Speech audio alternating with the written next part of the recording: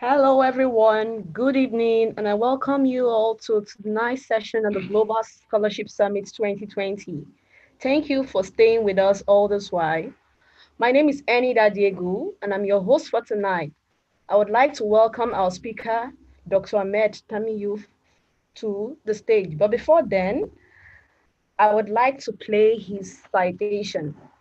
So please stay with us.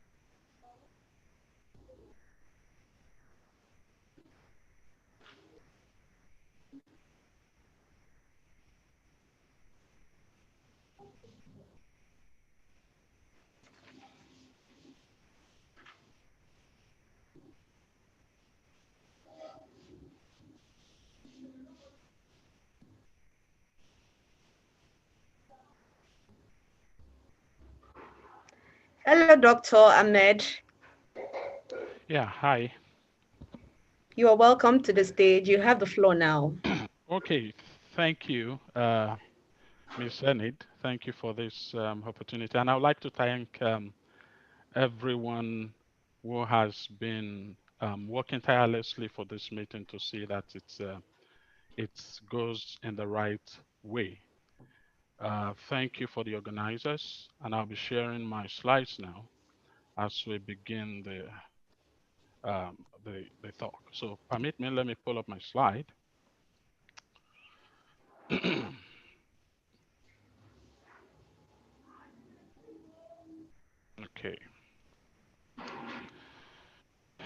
So I want to believe we can all see my screen.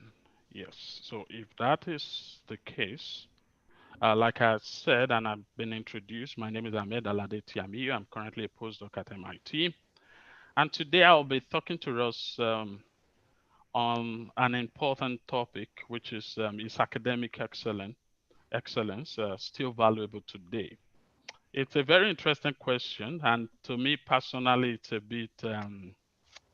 bit hard in a way, and I'll tell you, not the topic in itself, because of the direction I have to come in, talking about my own personal story and all of that.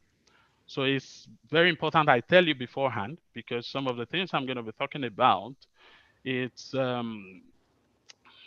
are not, to be honest with you, they are not all I could explain. So it's actually absolutely all about God, and it's not something I would just glance through without acknowledging that very fact. So there's one thing to work hard, and there is one thing that the Lord bless your effort.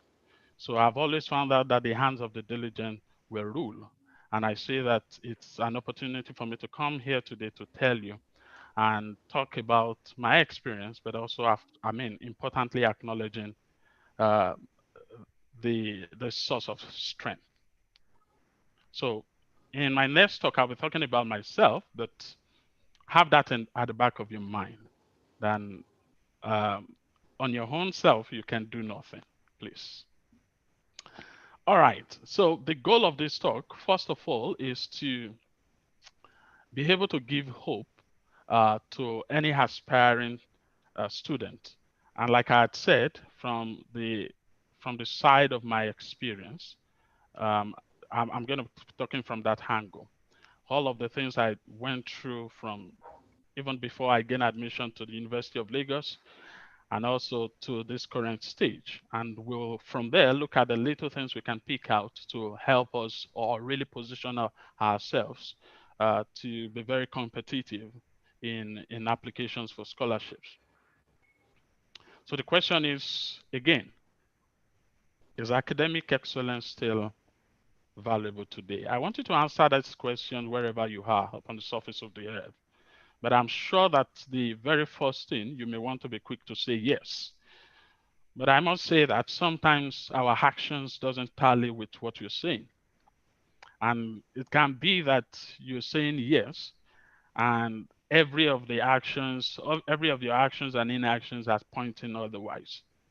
So I look up at, I have to look up the meaning of excellence again to be very sure I know what I'm talking about. And interestingly, it's very simple, the quality of being outstanding.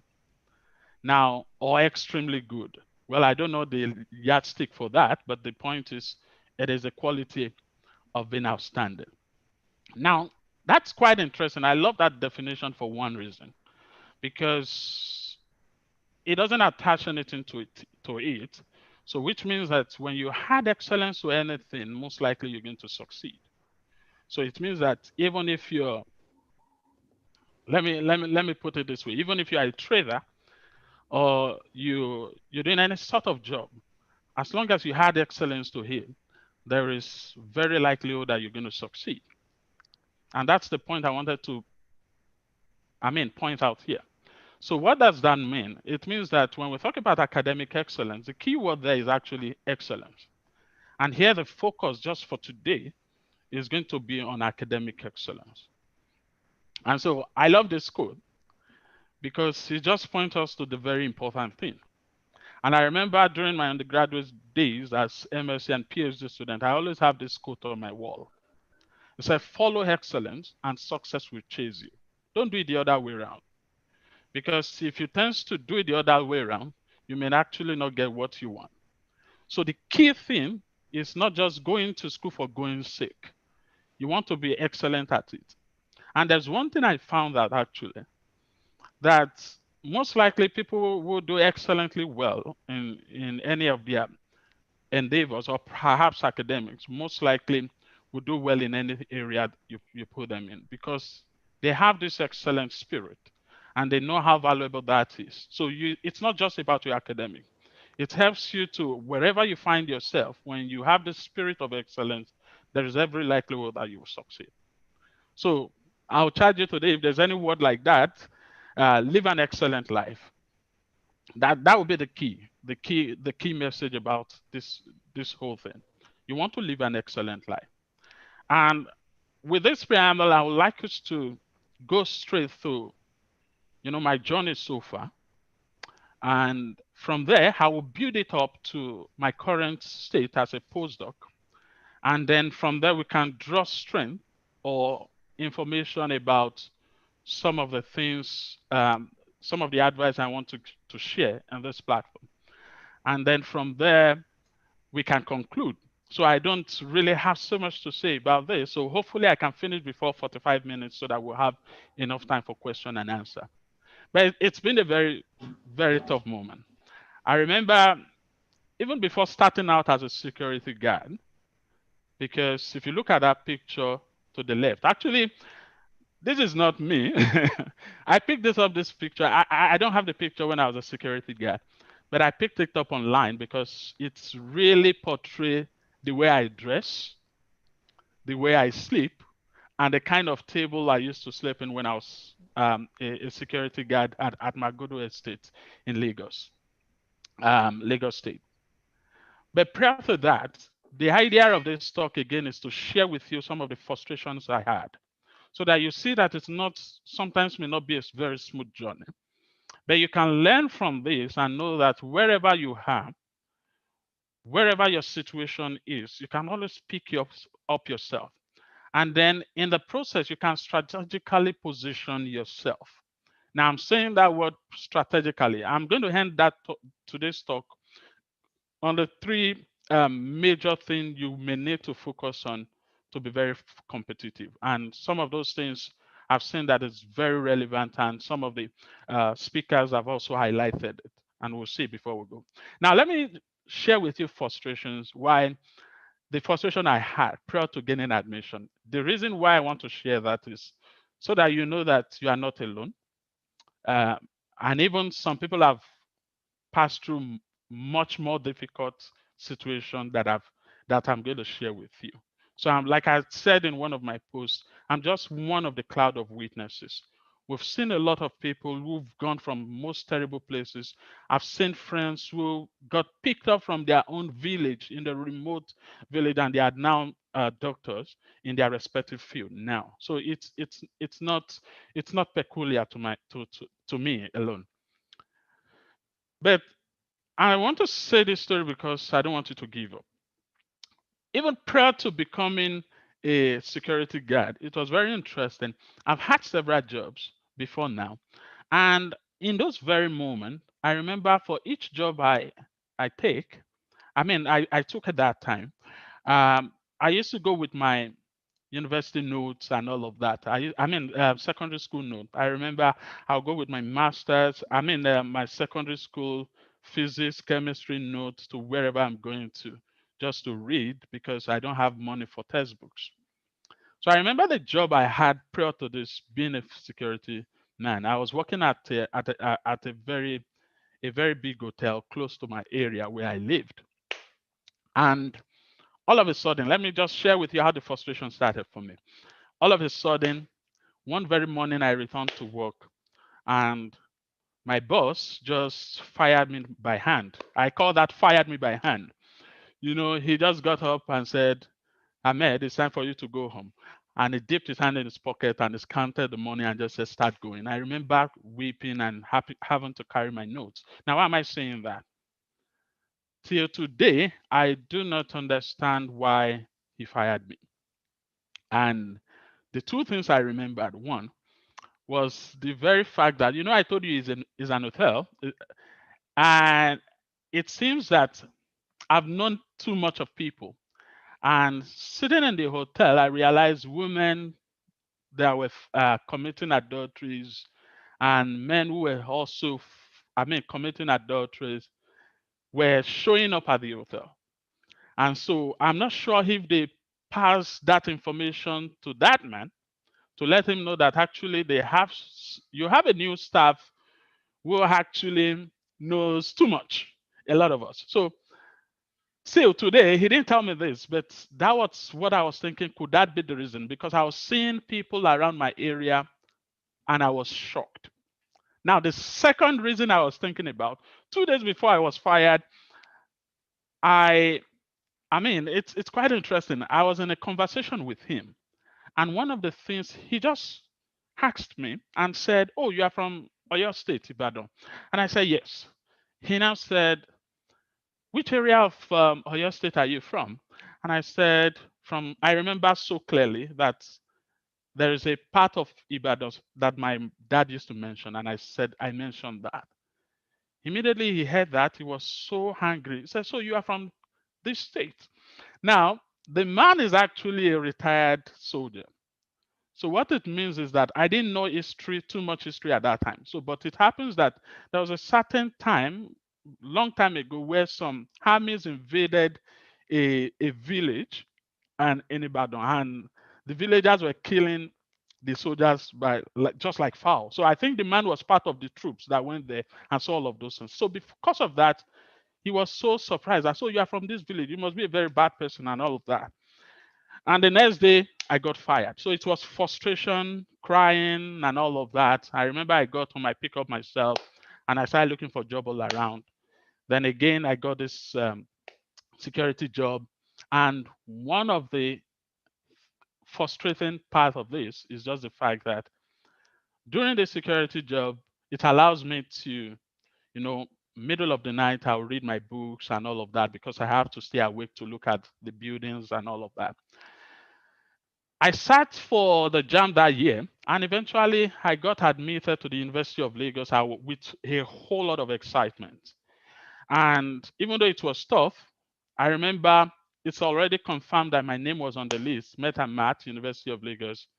But trust me, you don't want to hear what happened. After resigning from my job as a security guard, I've told every staff member that I'm getting admission into University of Lagos. They were happy for me and all of that. So I moved home thinking, preparing for the new term. And before I know it, there was this news that University of Lagos was canceling the admission at that time. and they were going to introduce what we now know as the post-jam exam. It was so terrible. And because I wasn't too prepared for the post-jam, I didn't come in through that year. So, in fact, it was so frustrating that I thought of giving up and all of that. Well, I didn't end there. I just picked up myself, kept on reading again. I wasn't reading anything new. I was reading my same old note because I don't have a textbook. And that's how I found myself at Cornell again in my area, just to find myself doing something and just finding something to do. And eventually, that year, I wrote another jam and I did my post jam. And I got admitted into the University of Lagos, where I studied metallurgical and material engineering. Now, the transition from that 2006 to graduating is filled with a lot of very funny stories, but I'll keep that aside because of time. Now, I finished with the first class by God's grace, the University of Lagos, Nigeria, metallurgical and material engineering. And from there, I moved into master's degree at the University of Saskatchewan. And after completing my master's program in 2013, I started my PhD program. And then from there, um, I graduated, and that's my supervisor there for both my masters. And I actually have two supervisors for PhD, for my PhD program. And if you look at the top of that picture, that's my current boss at MIT.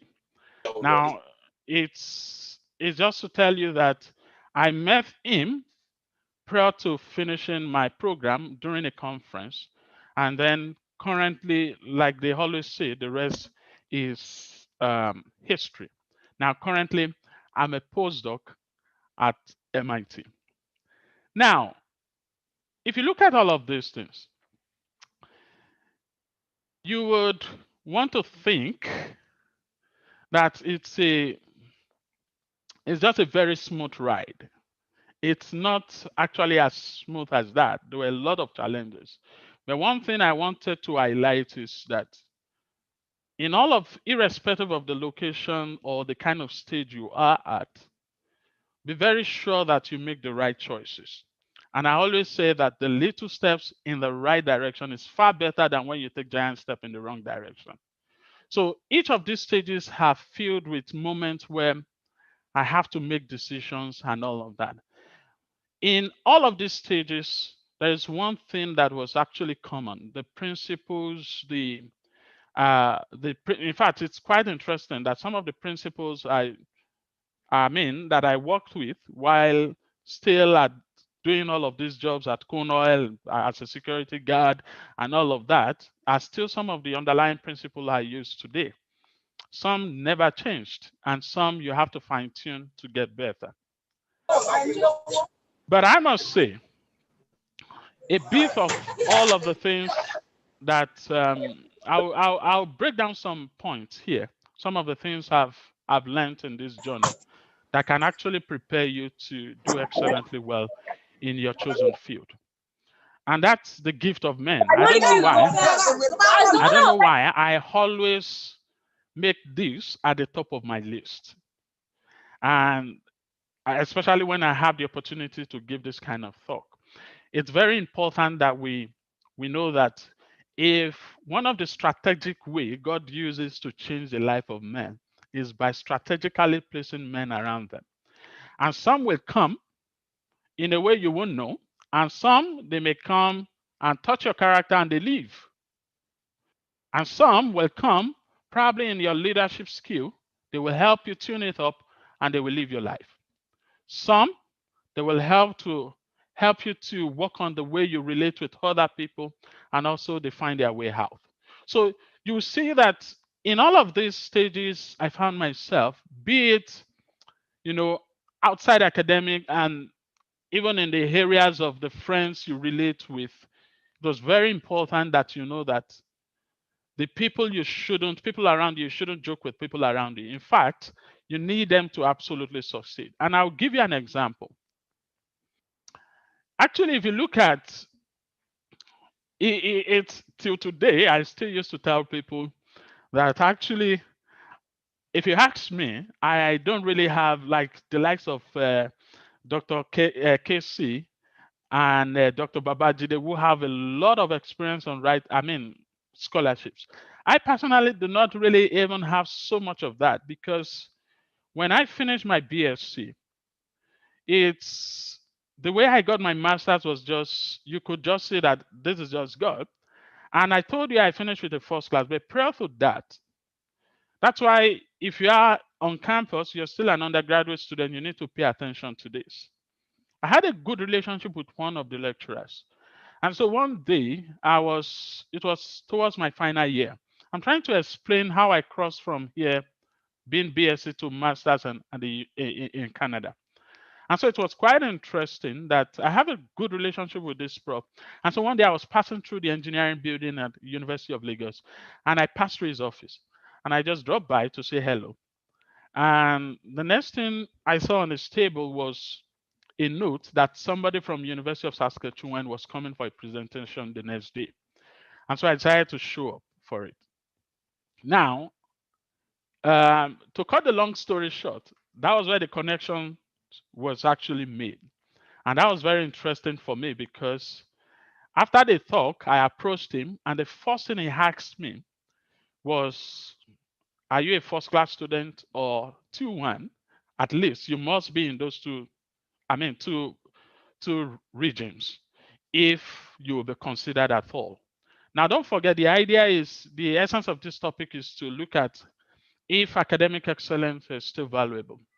Now, the point I'm trying to drive at here was just the fact that, first, if I don't have relationship with that my lecturer who I approached and saw that note, I wouldn't have met my MSc supervisor.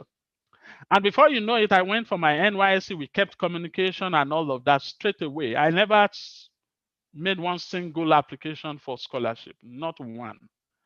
And so sometimes when people approach me, oh, they are writing statement of this, statement of that, and I always tell the truth. I tell them that sometimes I don't know all of these things. I don't know. I have not written them before. Why? Because the route in which I got my funding or got my scholarship was a very totally different one. And so he submitted my applications, my documents, my transcript for my master's. I'm talking about Professor Akindele Odeshi, this man here. He's a very, very fantastic prof. And that was how I got into the University of Lagos as a master's student, because he submitted my application, like I was saying, my document for scholarships and all of that. And that's how I got in.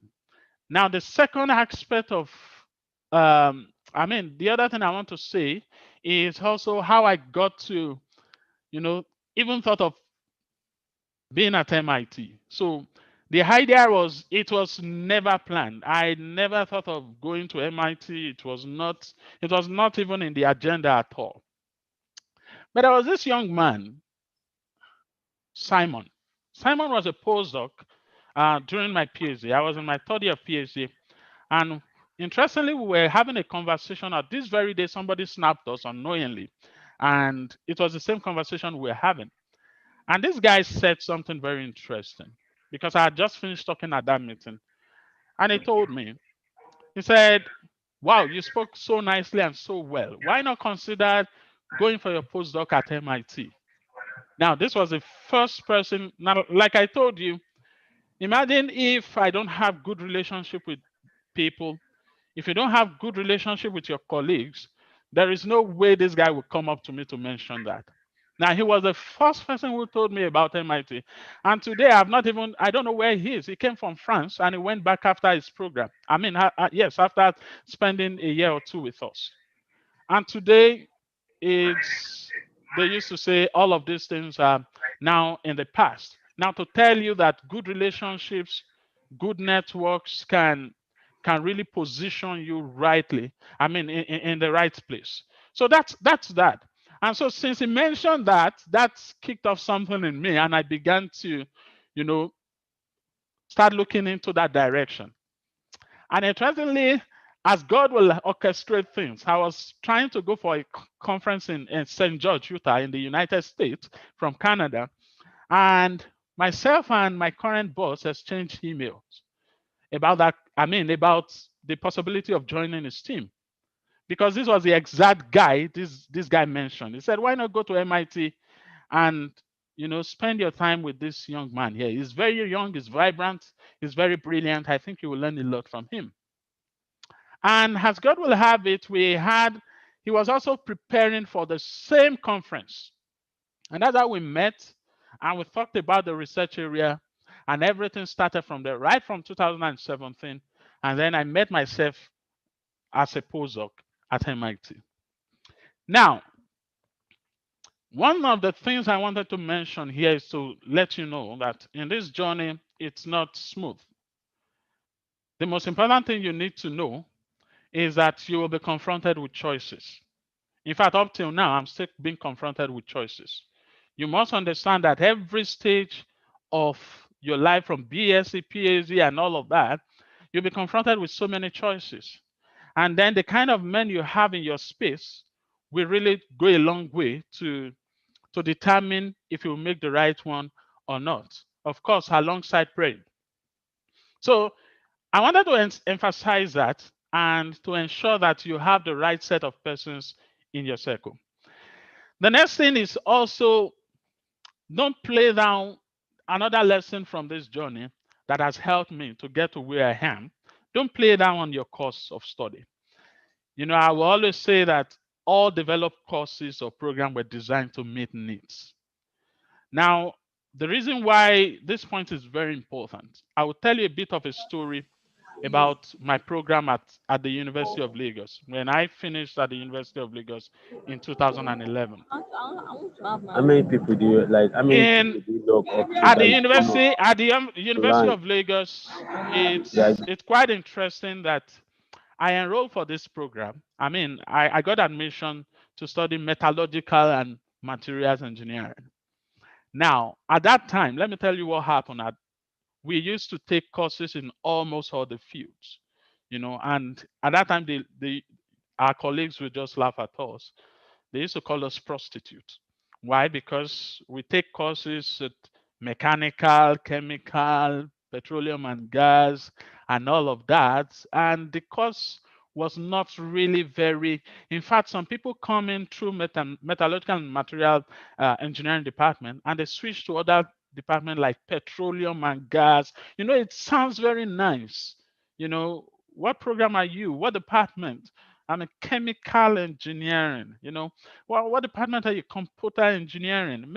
So when they ask people like us, it's always like even the way the name sounds, metallurgical and material engineering. So that affected a lot of people in my set, and I saw that in quite enough. I mean, number of people who come in, they come in without the understanding of the courses we're taking, and I did so well not to. I mean, just to ensure that I don't fall into that trap.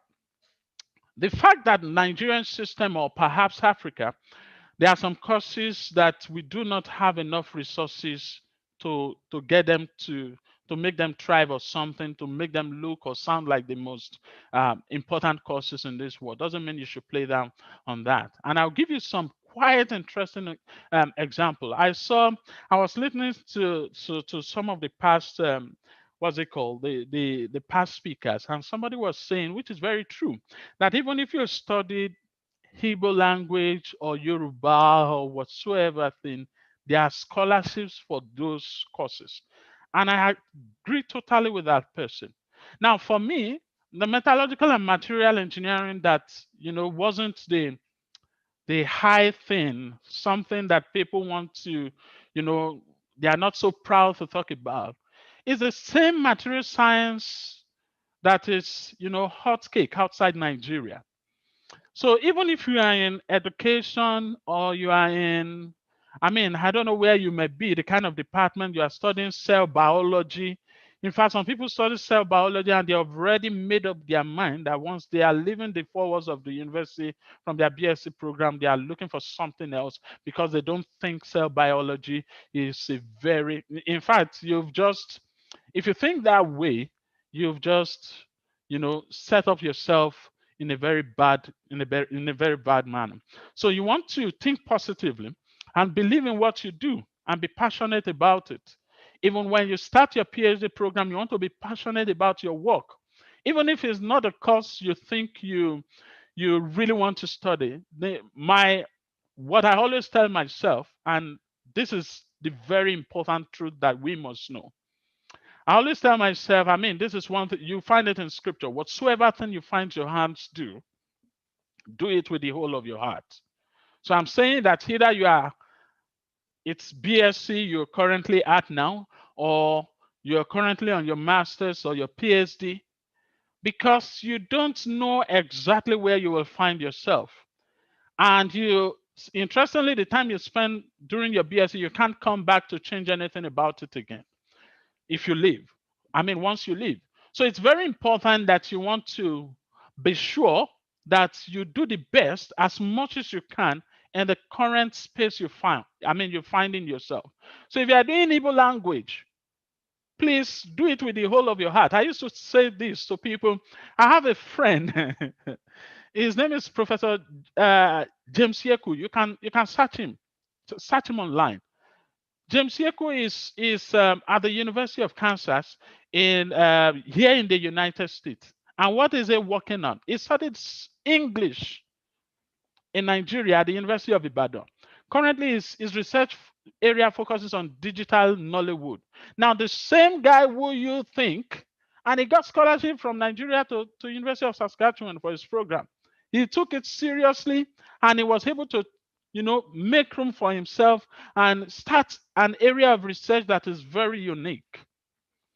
So I don't understand some of the kind of ideology or something, especially when we were in this program, especially if you are a BSc student right now, you are still an undergraduate, and perhaps probably, of course, COVID has affected so many things, but you want to ensure that you take advantage of this moment.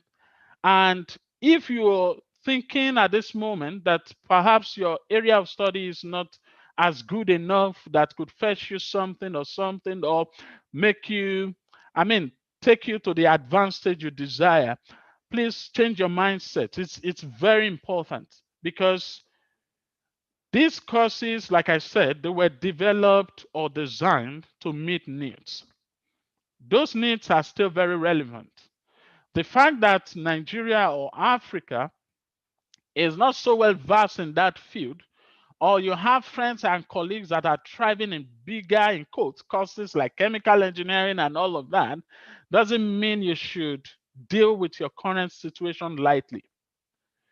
So for me at that moment, when I was doing my undergraduate BSc, metallurgical and material engineering, I just thought to myself, see, this is a course, the department you're at now, I must do it with the whole of my heart.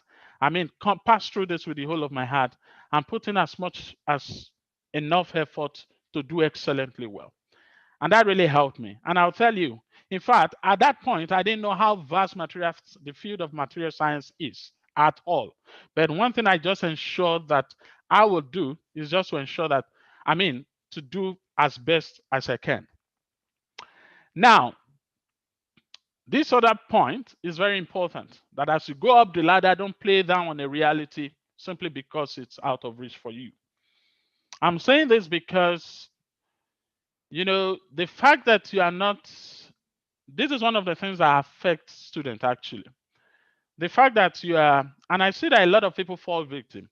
The fact that you didn't finish with first class or 2-1 doesn't mean you should go about as a motivational speaker and say that, oh, you don't have to be a 2-1 to do this. So person drop out of school and all of that, and they succeeded in their endeavor. Don't do that. It's very wrong.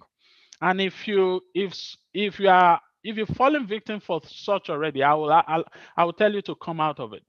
Because when I was at the University of Lagos, one of the things, I listened to a lot of motivational speakers. And I must tell you the truth. Some of them didn't do a nice job. And some of them didn't really tell us, they told us half truth. And I'll tell you what I mean by that. When you say man A pull out from the university and he succeeded, and most of the time they are always referring to people in US or Europe and all of that, coming out of school, dropping out of school, and they are excelling. They don't put it to us in the right context. It's if you try that in Nigeria, you pull out of school, and perhaps you know the current situation of the state because a motivational speaker told you that you don't have to finish with first class, you don't have to finish this, you don't have to do this. So the person drop out of school. It's true that they succeeded without, those degrees, but it will not apply to you. All of these people, or probably in the US, America, and all of that, they already have a system that they help you thrive, even if you don't go to the four walls of the university. And that's the truth. And today, if you ask me, all of these people that dropped out of school, many of their kids, their kids did not drop out of school to tell you that you should not take words hook, line, and sinker to fall victim. Don't do it, because any reality you play down on, you can never be a partaker of it. So if you always talk down on those who, because you did not finish with first class or 2-1 and start going about and start saying nonsense, I don't think you will ever have to get to that reality where you'll be excellent yourself. So be careful. It's very important. So in all of this process, again, I want to mention, you may not see immediate reward, but one thing you want to do is to be sure that each of those stages, you should put in your best as much as you can. I've told you, it's a very important tool I use to, in quotes, deliver myself by God's grace, academic excellence. I took advantage of that. And each moment, each stages I found myself, I was always trying to do the best I could. Now, I told you when I was doing my PhD program, I never knew I was going to MIT. I was just, at that moment, I was just doing the best I could do. I was writing my research papers, doing everything, and all of that. In the process, I got so many awards. Excellence will make you perform better than your last. If you have that excellent attitude, and that's why it's very, very important that you know that. Because you did well the last time, you want to do better.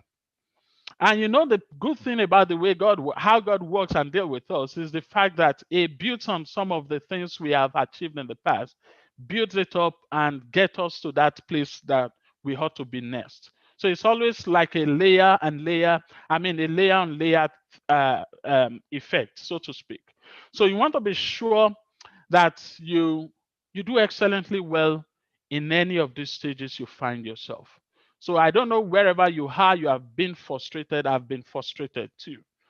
But because there is a hope that is set before me, and I ensure I focus on that rather than the immediate issues that I was facing at those period.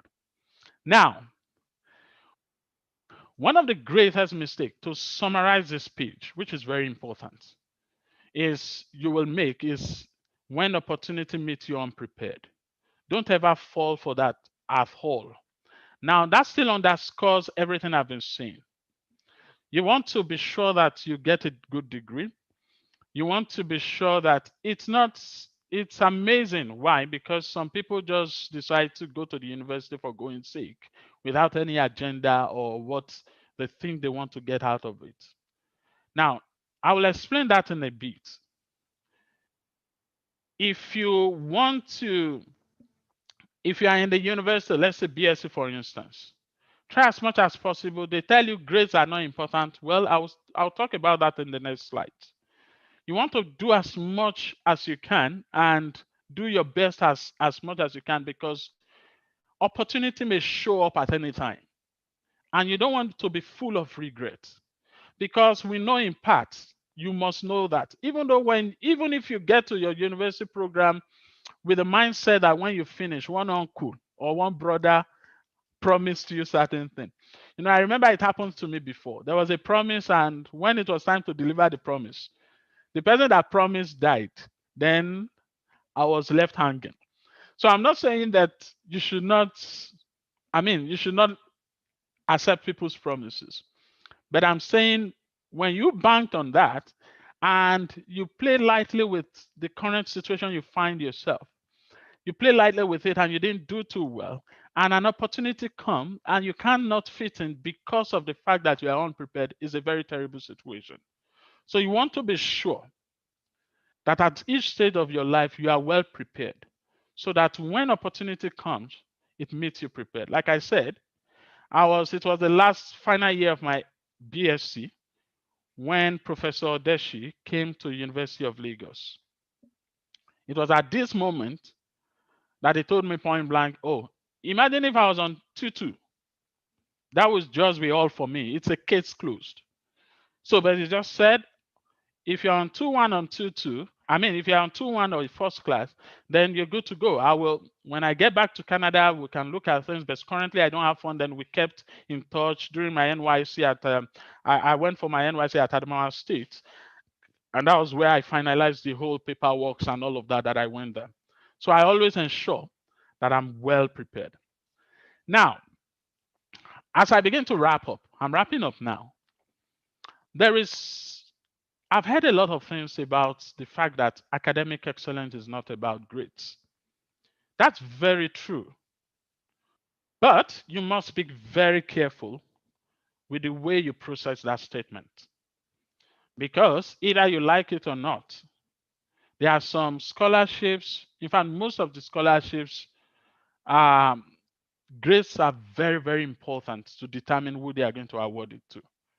So if you take such statement that, oh, academic excellence is not all about grades, and you start playing down on that, esteeming other things aside grades, it can be very, very terrible. So you want to be very sure that you have a good grade at high school, at the university, and then you can brush up some other aspects too as you proceed or climb up.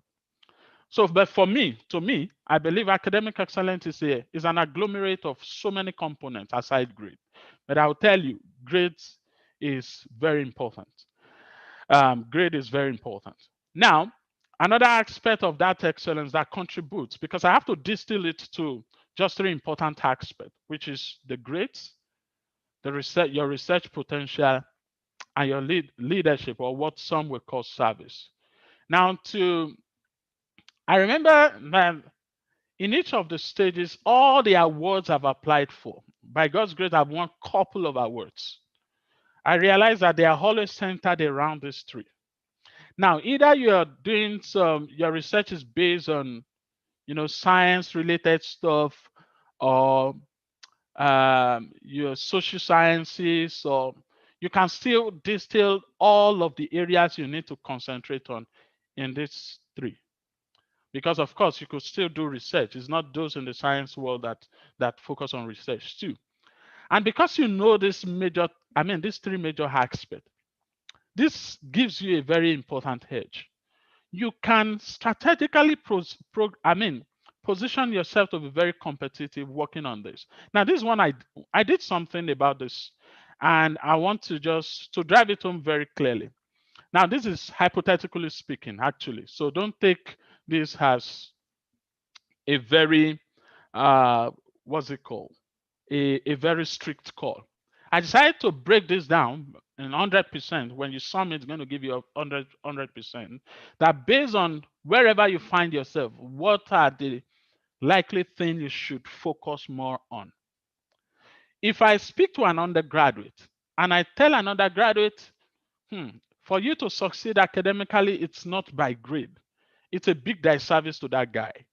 Because from being a BSc to transfer to an undergrad, as an undergrad to apply for a master's or something, they are going to judge you majorly on your grade.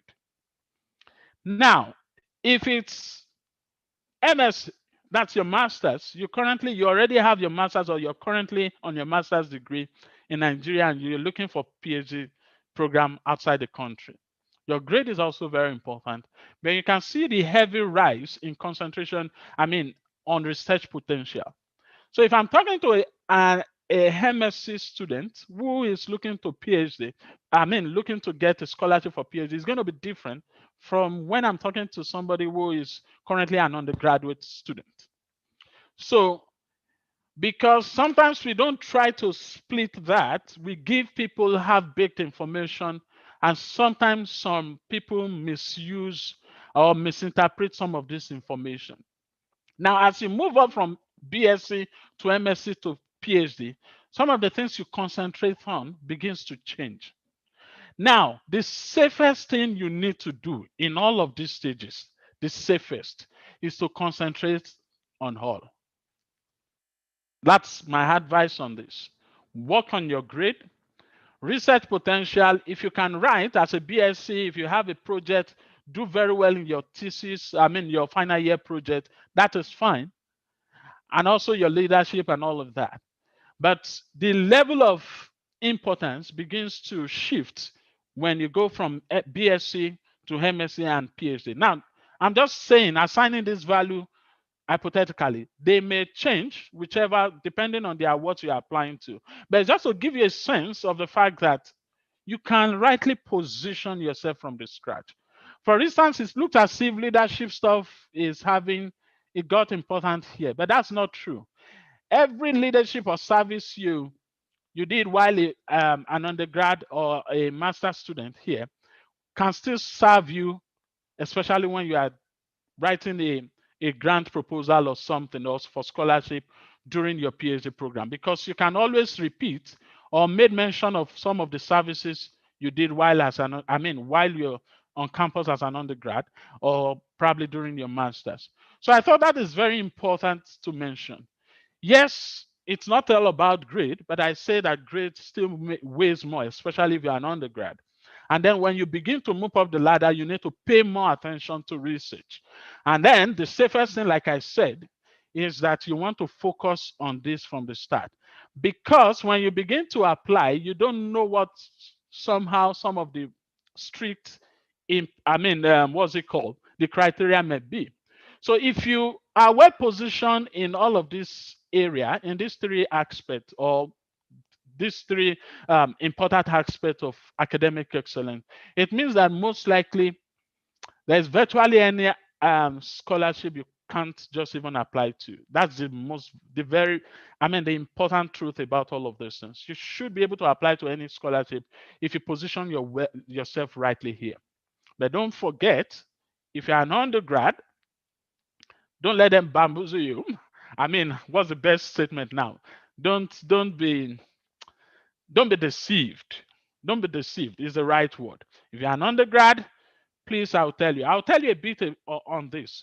It's very interesting. My wife currently is a master's student here, and she was told in one of the courses, her prof just said, well, you guys should just know about this stuff. You don't need a grade, you don't need that, and all of that and all of that. And he was really hammering on this. And I remember after the class, my wife shared that with me, and I said, madam, don't it's true, you should, and I emphasize, you should pay attention to understanding these things that is being taught, but please don't play down on the grade aspect. Very important. Now, few months down the line, just about 2 months or 3 months, they were to go for internship, and lo and behold, they ranked the class first according to their grades. Now, to give priority to those who are going to go for their internship. So it's going to be, perhaps if you are at the lower end, your chances of going will be very low. Now, in summary, it's a process, it's a journey.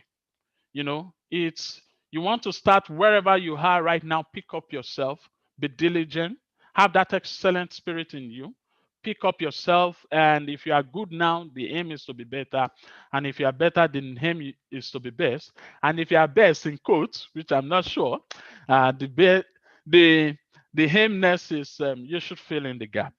So as I wrap up with this. Having seen all of the cloud of witnesses, I've mentioned to you, it's not just me. There are a lot of people. I know some of us know Professor Rita Orji. She has a very interesting story of how she used academic excellence to stir up, get herself from where she was. We know, some of us know about Dr. Diola currently in the United States now, but was in Canada at some point. You see all of these stories, how these people use being excellent in their field to get to their current position. And to me, if you ask me, I would say, of course, of a truth, academic excellence still valuable. It is still valuable. And like I always say, as a witness too, I've used it as a tool in a way, if you want to use it that way, to change my own lives too. I love this. Again, I'm quoting it. Please follow excellence and success will definitely chase you. In closing, I love this statement. Now, this statement, I'm not sure I've heard it from somewhere else, except a very good friend, Benga Rufai. This statement, this guy used to make it when he was a secretary. So anytime we attend a meeting at the University of Lagos back then, it will always end when it's after delivering his announcement and all of that. As he closes his notes, he will always make this powerful statement. And he will always say, the unachievable is the untried. That statement remained with me till date. And it made me realize that actually, truly, the unachievable is untried. So don't think that everybody out there are certain heights you can reach. If you have not tried it, there is no way you can achieve it. So don't relent. You may be weak at this time, but strengthen yourself. And I can tell you and guarantee you, you will succeed. Thanks for listening. Wow. Wow. Thank you so much, Dr. Ahmed, for that beautiful sex presentation. Thank you. It's so, like, I don't know what to, like, it's just so powerful. Thank you so much. And even with the closing statement that says the unachievable is the untried. Wow. Thank you so much for sharing your story with us. If you can hear me, please give Dr. Ahmed a virtual hug, a virtual handshake with your favorite emoji. Seriously, I'm so excited about this. Wow. Thank you so much. Thank you. Thank you. I wow. really appreciate it. So from your presentation, you kept on insisting on academic excellence. And in fact, excellence as a spirit. Yeah. Do you think some people are born with excellence, or do you think it's something that one has to be intentional about? And how can one develop that excellent spirit? Yes, very interesting question. I don't think anyone is, born with excellence. You just have to, you have to position yourself and build yourself towards it. You know, sometimes I used to ask myself, what if I'm giving birth to somewhere else, maybe United States or something. You know, sometimes we don't want to, but the truth is, like I used to tell people, if you want to do excellently, if you don't succeed in Nigeria, or perhaps if you don't have that excellent spirit in Nigeria, when you go outside, even coming to America or United States, or coming to the United States or Canada, I'm not sure you will be excellent there too. So it's about the fact that you take cautious effort to develop all of these things. And like I've said from my story, sometimes the challenges you go through will just shape you and hitting common sense to your head to get you to think. I do a lot of thinking. I did a lot of thinking while on campus and all of that. Meditate to look into I read a lot of things about people who have excelled, and I try to go through their path and all of that. So it's not. I don't think you're born with it. You just have to, and then move with the right set of people. Very, very important and very crucial. Yes. Wow. Now, coming to the second question, you kept on talking about developing good networks, the gift of people, the gift of men. Yes. Personally, that's something I'm very intentional about. Yes. And seriously, there are fruits to it. Like, it reflects in everything you do.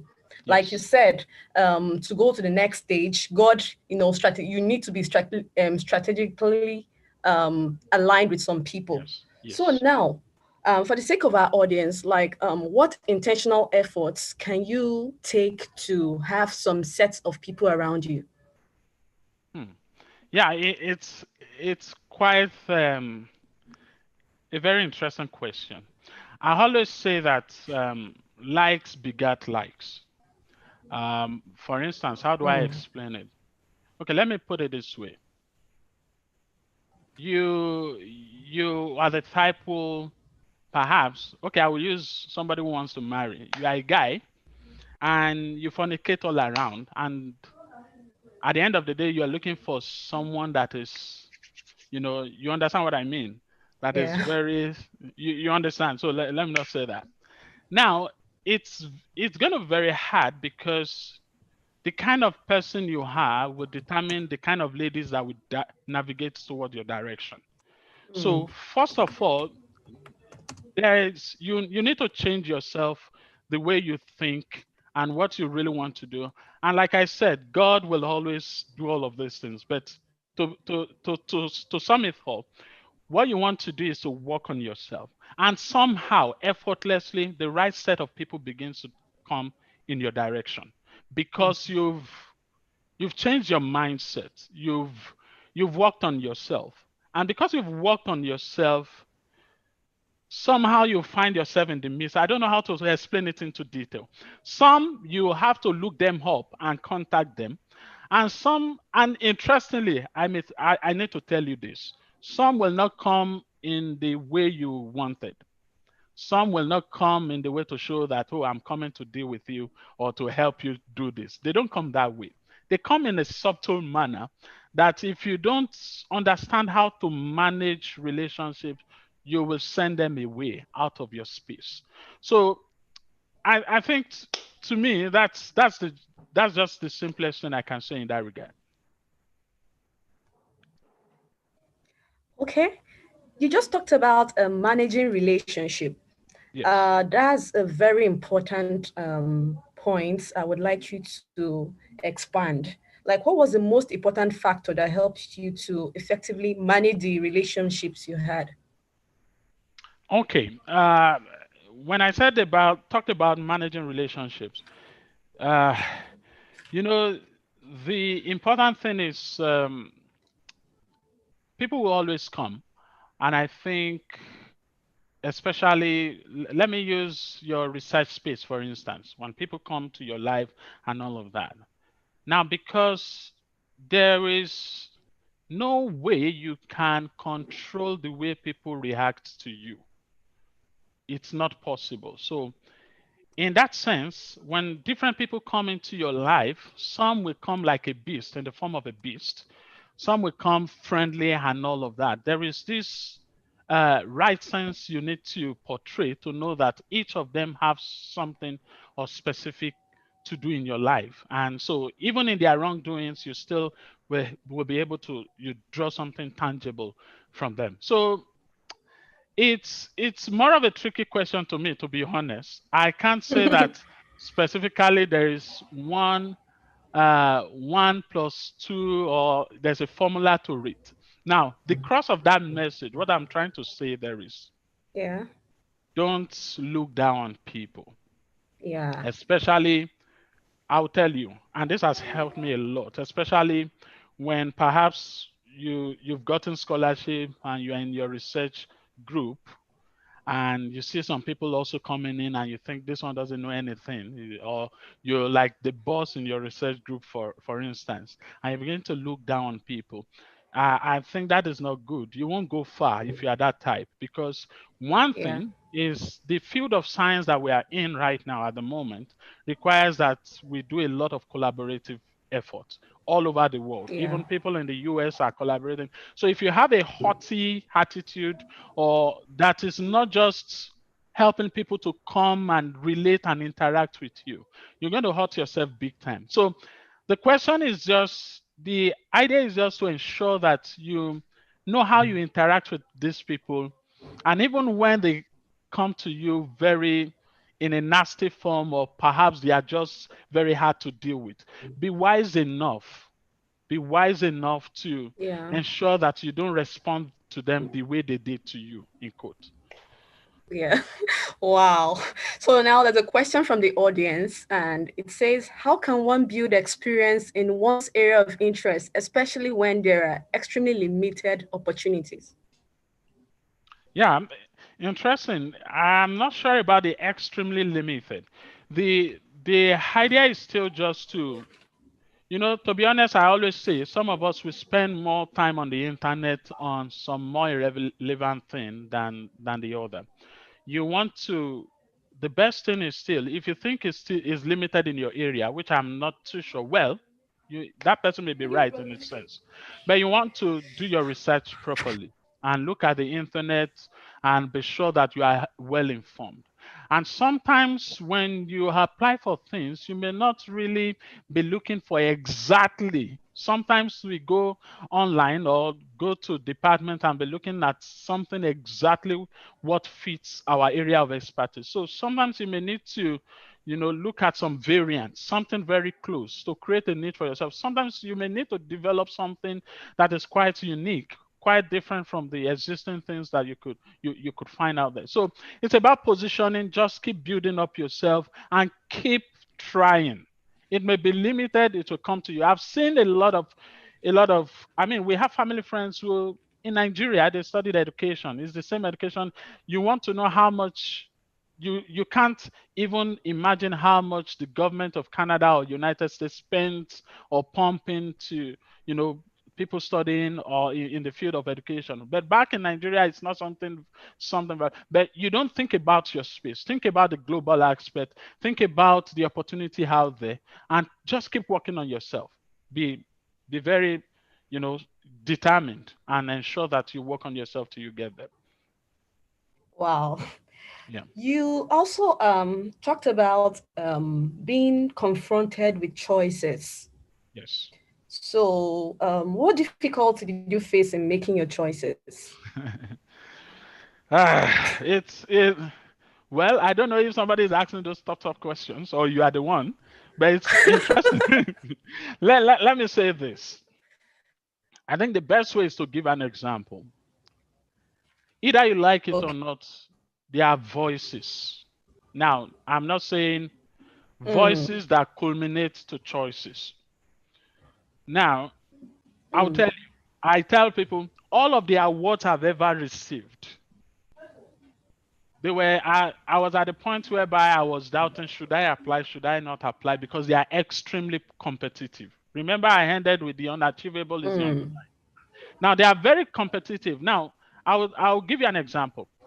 By God's grace, I won Vanier Scholarship in Canada. Vanier Scholarship is the highest award you can ever receive as a PhD student. It's wow. very, very. If you win it, it's just your school will be sending so much congratulatory message to you to tell you how Wow. how important it is. Now, let me tell you how it started briefly. When I came to Canada, there was somebody who told me about the Vanier. And he had just told me about how difficult it is to get Vanier. He was telling me the Mm, difficulty. And he was telling me that, okay, they only give those people in research area like clinical, you're doing cancer research, that's what the government care about. They don't give engineering students, it's very hard and all of that. That got into my head. And I didn't want to mm, have anything to do with Vanier. Now, yeah. I got another brother, a very good friend, and is God bless him wherever he is. He told me that I think you can apply for these things. You have enough publication, you have this and all of that. I still did not. So one day, myself and my wife visited his family, and it was that I remember that cold winter night. And he just said to me, why not go put up your application, and I think you will win this award. So you can see Wow. it more of, and it still boils down, you see it more of voices, more of the people around you. You will hear, Yeah. and the person that said I should not apply may not be totally wrong. It's just based on his own experience and ideology. Exposure. So Yeah. exposure, thank you. So that's why I tell people, when you listen to people and they give you advice, don't take it too klein and sinker. You have the responsibility to go back and think about every little thing you hear out there. If I tell you something, it's just simply based from my own experience. I won't expect you to just take it and off you go. No, you have to Mm, look at process words and look at how these things affect your own life and all of that, and make sound and informed decision. So you can see those two yeah. voices, but I decided to just go with it. The next day I talked to my supervisor about it, and that was all. But there are even some interesting issue around it that time will not permit us to talk Wow. about. That's Wow. it. Thank you so much, Dr. Ahmed. You're welcome. And I remember you talking about don't play down the reality because it's out of reach for you. That is a very important Yes. point, because I remember Yes. an experience during my undergraduate. My roommate then, she would tell me, first class graduates are roaming about the streets. After all, third Exactly. class, third class employee, first class. And, that was based on her own reality. Yes. I had senior colleagues who made first class and were, they won scholarships, and these were things I Exactly. looked up to. These were people I looked up to, and I Yes. aspired to be like them. So that's a very striking point. Thank you It so is. much. It is. I should mention this. I'm not sure if we saw something that was trending recently about a mathematician that I'm sure you guys will see it. A mathematician that he finished from one of the Nigerian universities, finished with first class, and then Oh. he found himself in the farm or something. It's a very popular Yeah, news. I saw that. Yes, You I saw saw that. that. Now, to Yes. me, when I read that on Punch newspaper, it was very interesting. I told myself, I said, this guy has won a jackpot. He is going to leave that place. And one thing helped him is because Yeah. now imagine tweak the story a bit and let it be that he finished with a third class and is is on the farm. Nobody will even care to write about the story in the first place. But the fact that he finished with the first class, make it a compelling story, and Yeah. many rose up to. You will see what will come out of him soon. Because I read a follow-up interview about him, and he said a lot of people have been coming to his aid and all of that. Now, this Yeah. is a guy who knows that, at least perhaps in the immediate sense, nothing was working, but it was an advantage for him to finish with first class. And Yeah. then anything can. So that's the key point of the statement I also made, that ensure that opportunity does not meet you unprepared is very important. Yeah, exactly. Exactly. Then there's another question. Yes. For someone who did not do well during his undergraduates, Yes. that's someone who did not make a good grade. What second chance do you think they would have to work on that? Honestly, if you ask me, I wish Dr. Casey and the likes are here. They are experts in question this particular one on, because for me, I've told you how I got my Okay. master's. I mean, how I got the scholarship for my master's. I didn't even apply for any scholarship stuff. It's the way it came was just a miraculous one. So it doesn't give me much of an insight. So my head is programmed with most of the schools will always think of 2-1 minimum. So anything outside that, from BSc to MBA, to masters, especially research, I'm not sure what you can do exactly to make it, because all of these things, if you look at from my own experience, they do a lot of calculation behind your back that you don't know. They do a lot of conversion to their own standard to make sure you. So the minimum that meets that criteria is always the 2-1. So, and that 2-1, sometimes it has to be very strong for it to meet up. So, but of course, if you have with 2-2, what it means that you can go for postgraduate program, which is okay, postgraduate studies. Yeah, I mean PGA or what they normally call it. Yeah, that's one of the things they do. So I hope I answered that question. I think we lost Eddie. Hello. Okay. Yes, Doc, we lost her. Thank you so much for that amazing Thank you. answer. This is where we are going to end tonight's section. Thank you so much, Doc. It's really been an amazing section with you. I've You're learned welcome. a whole lot of things today.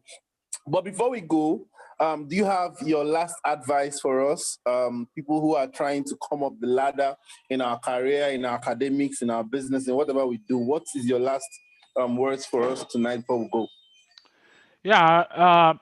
Well, keep doing the best you're meant to do, especially those who have finally gotten the scholarship, because it's very important. Some people don't know that it's a different thing. It's a process, a long process for you to get a scholarship.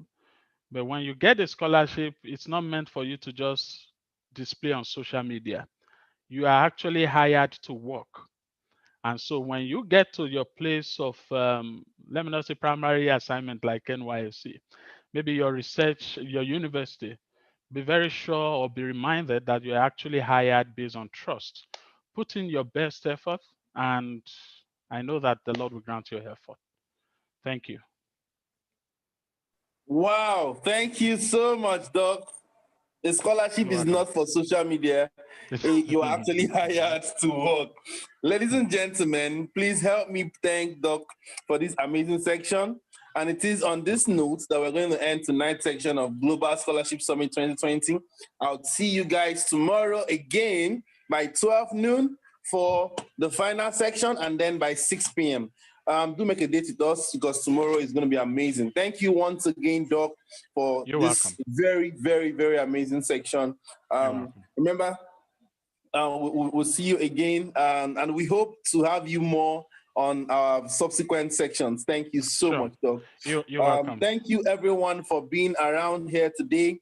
Before we go, we would always say, till we all win, we are all a work in progress. Remember to be your best in whatever you do. And of course, the sky will be your starting point. Good night, everyone, and bye-bye. Thank you. Take care. Bye.